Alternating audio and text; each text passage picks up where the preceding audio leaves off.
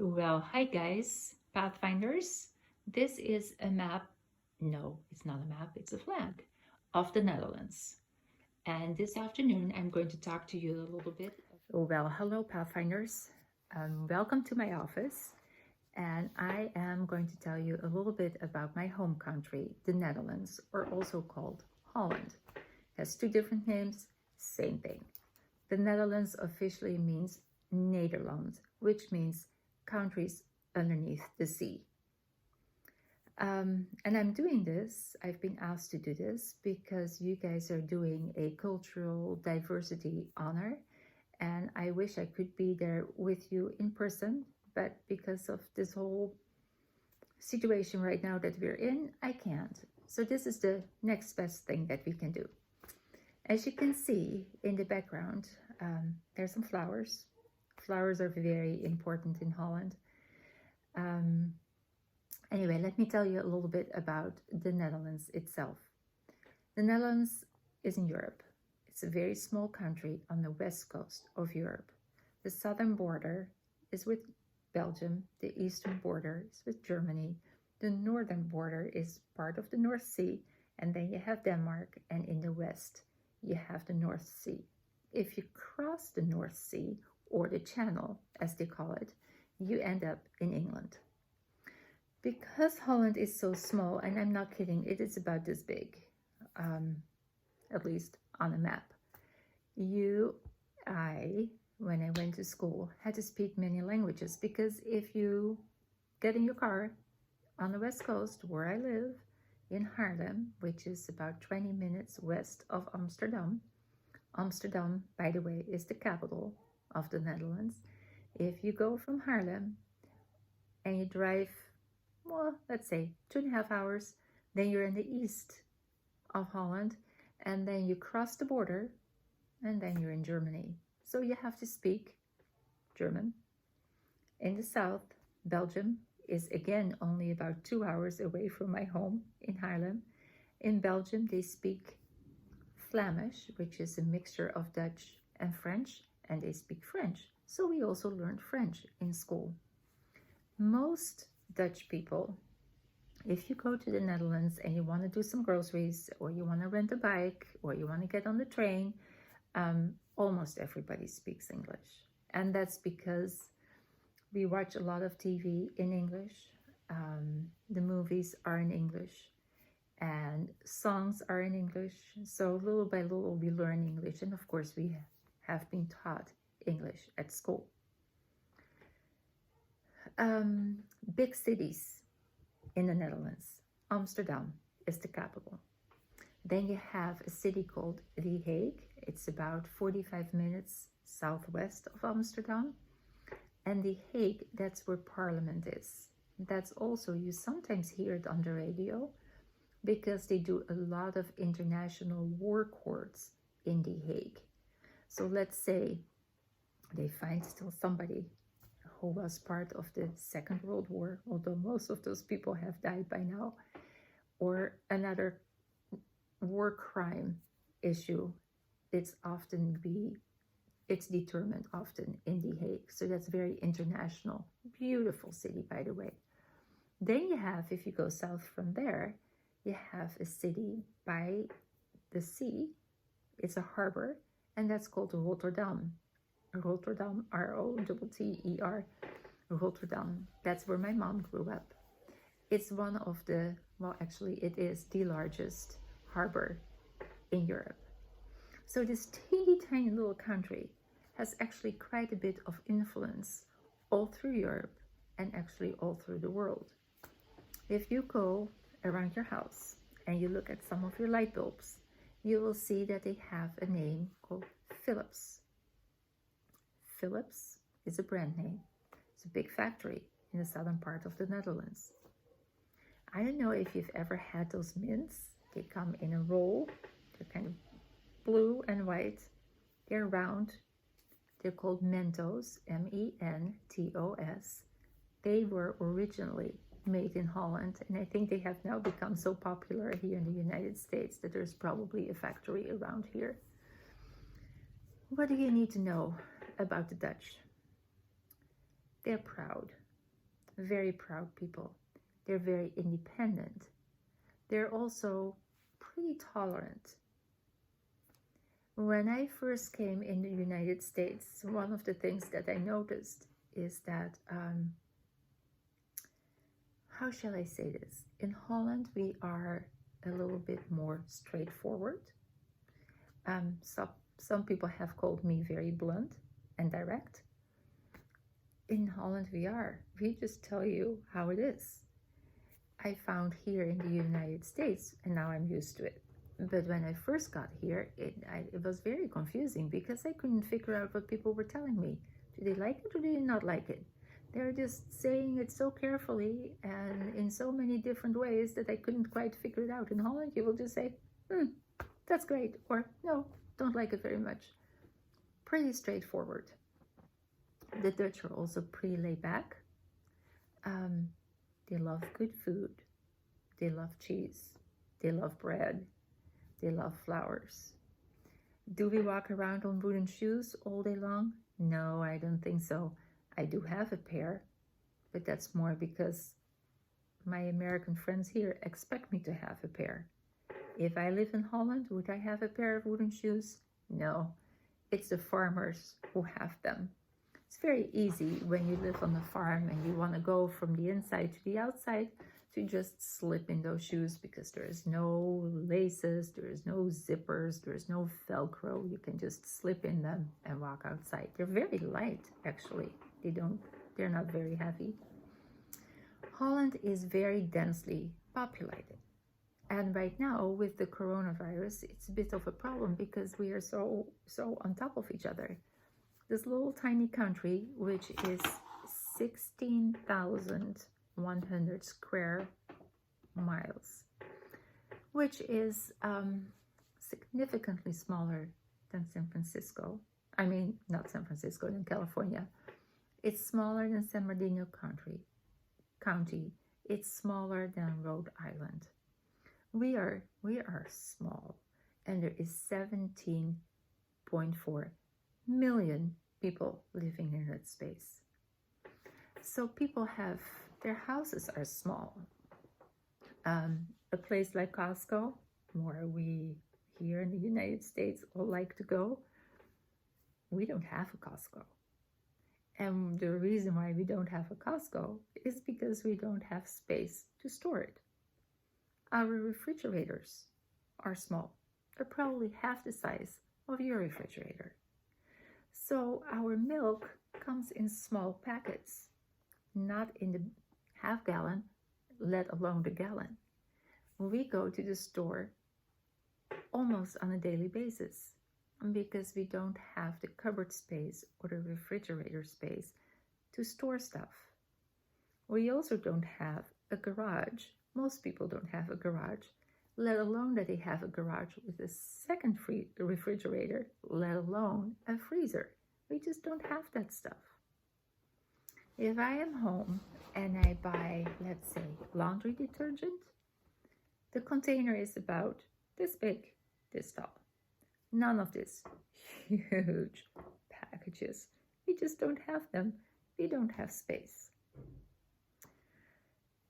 I need to tell you a little bit about bikes. I told you we have 17.4 million people. That means that we have 17.4 million bicycles. I'm not kidding. Every person in Holland has a bike, even the little ones. And when you go to your work, you bike. When your kids, like you guys, going to school, you bike. At first you go with your mom, or with your grandma, or with your dad, or with your grandpa, but pretty soon, by the time you're 6 or 7, you can go on your own. That's how life is in Holland. Part of why everybody has a bike is because we don't have room for all the cars. The 17.4 million people, they often live in big apartment buildings, kind of like New York, kind of like downtown San Francisco. We don't have garages. We don't have street space to park all those cars. If you have a car in the family, you only have one in general. Very few people have 2 cars, but everybody has a bike. Some people even have 2 bikes because they have just a bike, and then they have a, how do you call that? A speed bike that you go bike riding on here for fun, you know, with 21 gears or something. The bike is just a transportation, used for transportation. If you go grocery shopping, you go on your bike. If you have to run to the post office, you go on your bike. If you have to visit your friend, you go on your bike. That also means that you take everything that you need with you. If I go visit a friend of mine, for one, I always bring something with me. In general, they would be flowers on my bike. When I go visit her, I'll visit her probably around 10 in the morning, 10:30. I come in, I get a cup of coffee, and I get a cookie. One. Not a big one, like American sized. Big? No, little. Probably like, more like that. Only one. Now there's more on the plate, but I'm only supposed to take one. If I go in the afternoon, I will go around 3:30. I will get a cup of tea, and with my cup of tea comes a piece of chocolate. And again, only one. And again, Dutch size, this big. I wish I could give you guys some. If we go in the evening, I go probably around 7:30. Again, I get coffee or tea. And this time with the cookie, we eat all day long in Holland. And again, the cookie is not this big. It's a teeny tiny little one, and I get one. I remember for a birthday, or maybe it was a Sabbath, friends of mine came from the United States, and my parents had bought some pastries. They were beautiful, just gorgeous, and they were all sitting out on the plate. And it was, you know, my mom and my dad and myself and my friend. So there were 4 of us.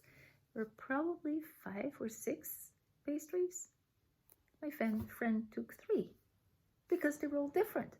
So she thought she could just take one of each. No. You only take one. Always only take one. Are the Dutch heavy? They're getting heavier because just like here in the United States, the portions are getting bigger. But they bike a lot. They walk a lot because even if you can park your car somewhere, then you still have to walk. And their cookies and their pastries and their chocolate is much smaller than it is here. But it is so good. So good. I am going to show you a little video about this biking because moms will take their kids to school on a bike. My mom took me to school on her bicycle, and I was the oldest, so I was sitting on the back of the bike on a little carrier, and I would just hold on. My little sister would sit on the front of the bike in a little basket. Nowadays, it's a little bit different, and I will show you what that looks like. Now, I cannot figure out how to do this any different, so I'm going to stop the video, turn it around, turn on my computer, and show you what this is like. Hang on. Here's a map of Holland. You can see there's Amsterdam. If you fly from the United States, you fly into Amsterdam. Then my dad would come pick me up. We would drive to Haarlem, which is about 20 minutes. And then we would drive about 5 more minutes, and I would live really, really close to the coast. That was lovely. We could basically bike to the coast, and it was only a few minutes to do that. It was great. My grandmother used to live there. Now let me see if I can find this video for you. Here it is.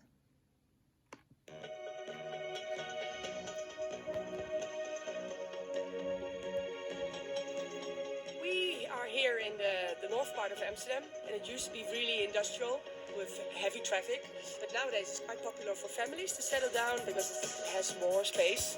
So you see a lot of parents with young kids, and this is his primary school, and there's 2 actually, so heaps of kids coming from everywhere in all shapes and sizes, and most of them are on the bike.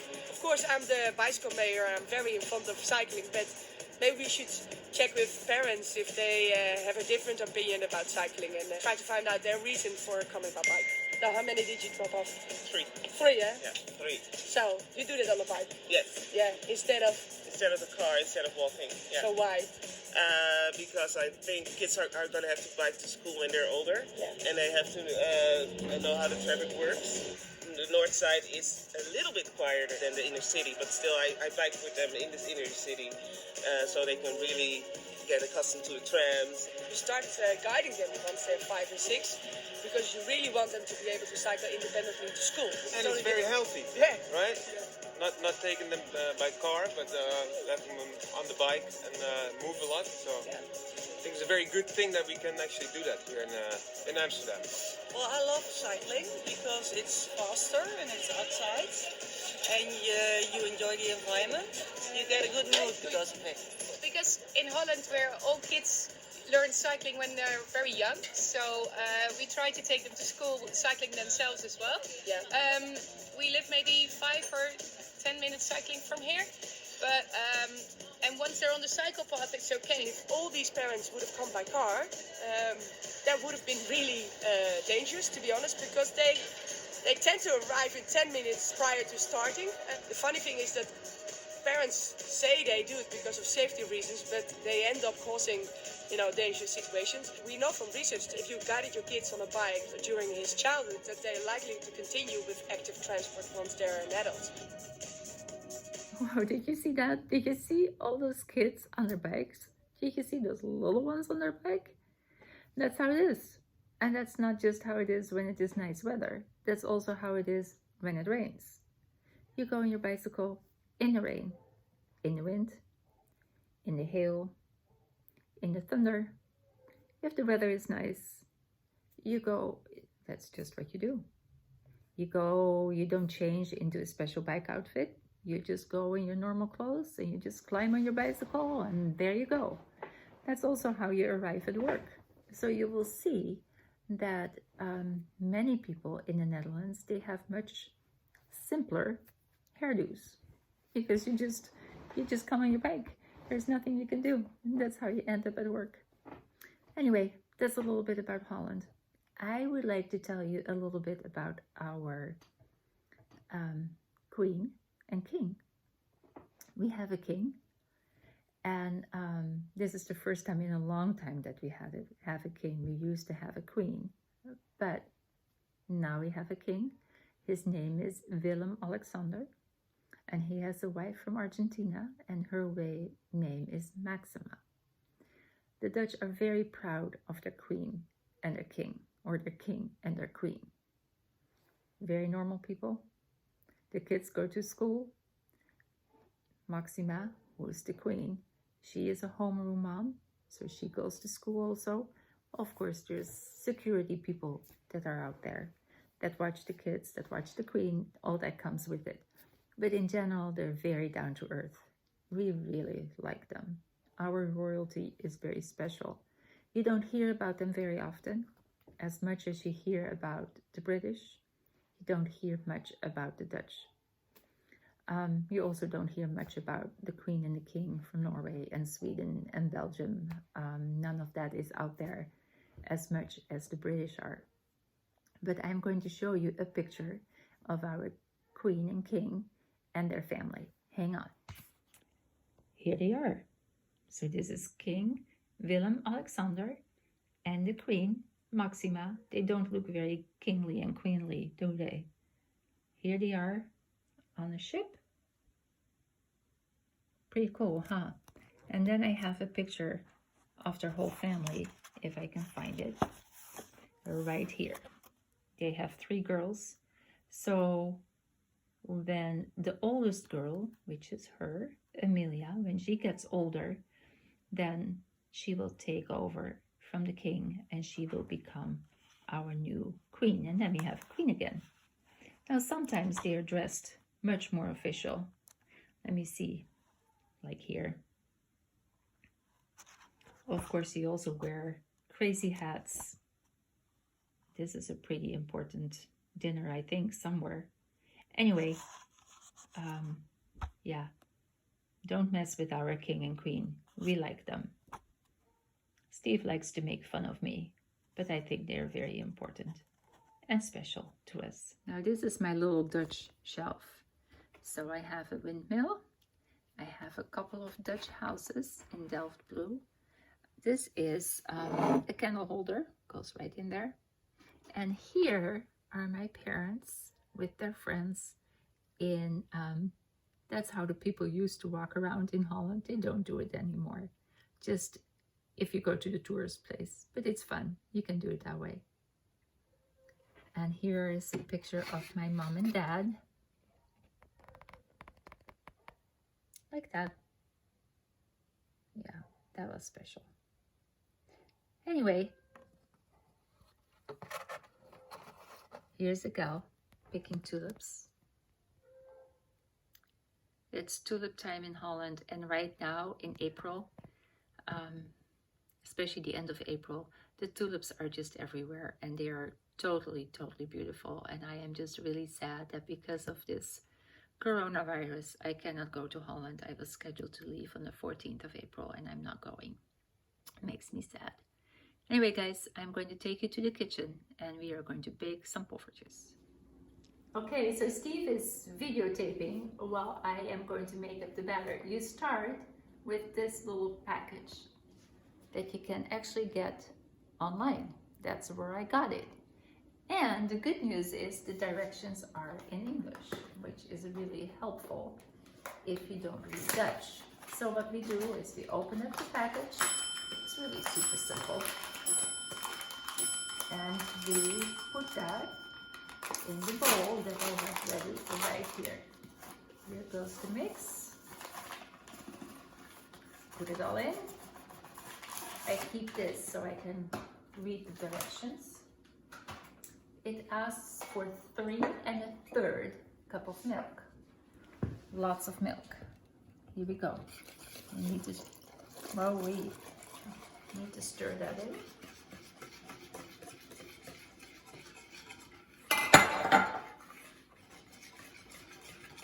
Real good.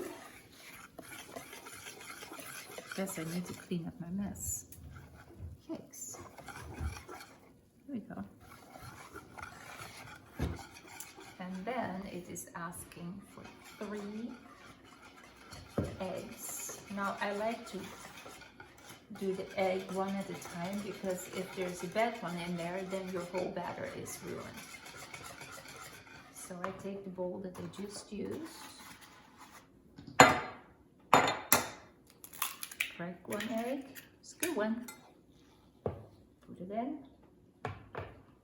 crack the other one, good as well, put it in.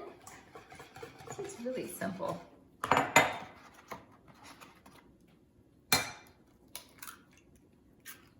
And there's the 3rd egg. Now you have to mix it again. And they say you can use an electric mixer, but you really don't need to. The batter is nice and smooth. And then let me read. It is asking for 3 tablespoons of oil.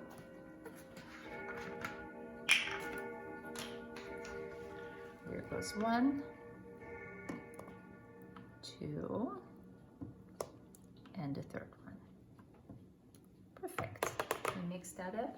And then Steve, maybe you can come around and you can show them the thing that we're going to use. So here is what we're going to use. This is called the Dutch pancake griddle. We like to call it, I'll turn it around so you can read it in Dutch. We call it the poffertjes. And in the summer, it's really fun because you can go to any square in the Netherlands, in a city, and you see a booth, and it has a huge griddle, probably the size of this island. And they are making those little pancakes, and you can just come up, buy a plate full of those hot little pancakes with a little bit of butter and powdered sugar, and it is very yummy. Batter is ready. I'm going to heat up the poffertjes plate, and then we will continue. You can see how I bake them. Okay, so we made the batter. I'm going to whisk it one more time. making sure it's nice and smooth. And I'm going to pour it in this little bottle. Let me see, can you see it? It's a little squirt bottle. And it will squirt the batter perfectly in the holes. The pan has been on the gas for a bit, so it's warming up.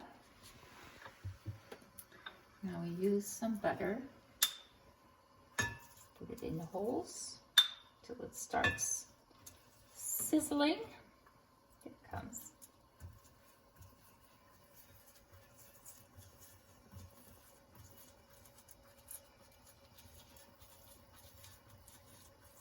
There we go.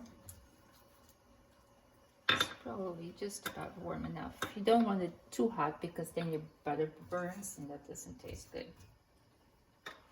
I get my special fork here. Okay, we're now going to fill those little holes with batter.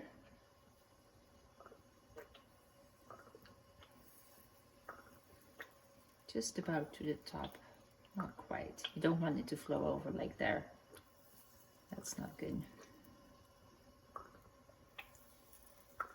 Not so good with my left hand.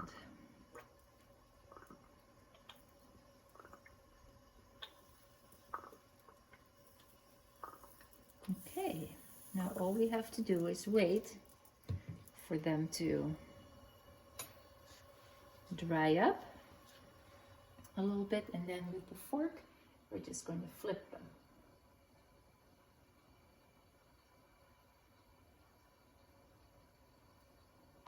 So they're doing their job. Over here. You can see that this is warm, so I'm going to take this away. So we really don't need that.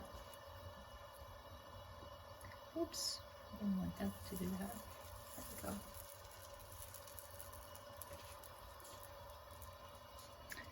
Once they start getting a little bit dry at the edges, that's when we can flip them. They still look a little bit wet to me. Almost. The batter is a little bit thin.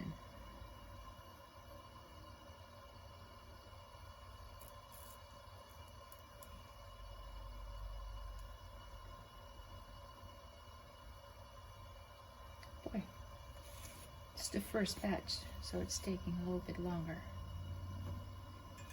Let's see. There we go. A little bit too pale. I like it when they're a little bit darker, but you don't want them to burn.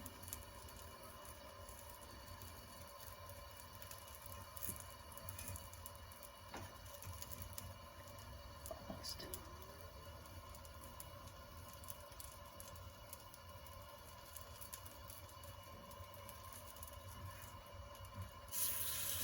Perfect. So you flip them so they can be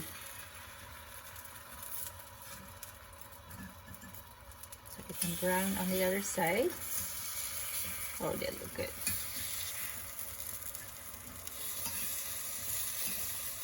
Oh, ow, cannot get that one.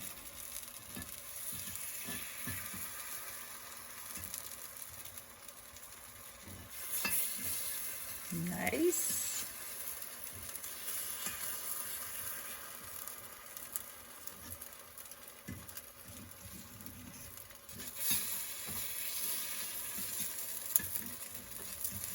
Fry this one along a little bit.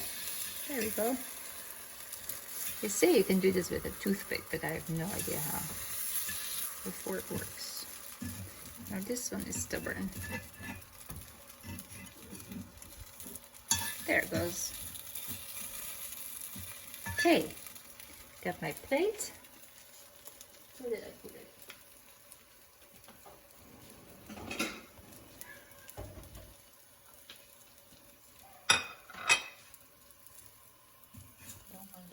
Burn them on the other side. This gets a little bit dark.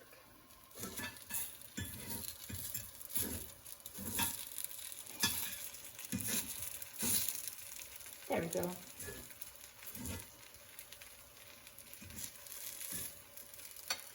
Perfect.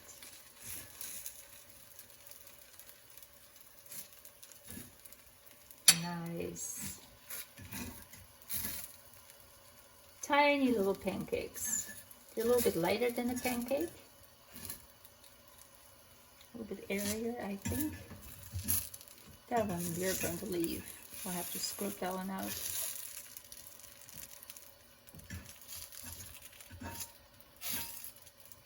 Not quite enough butter. There it is.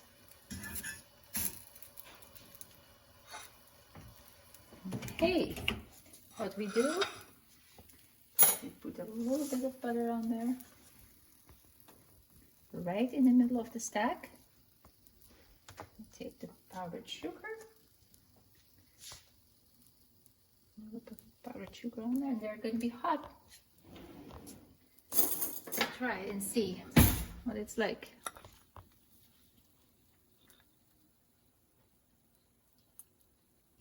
Oh, it's good. Very yummy.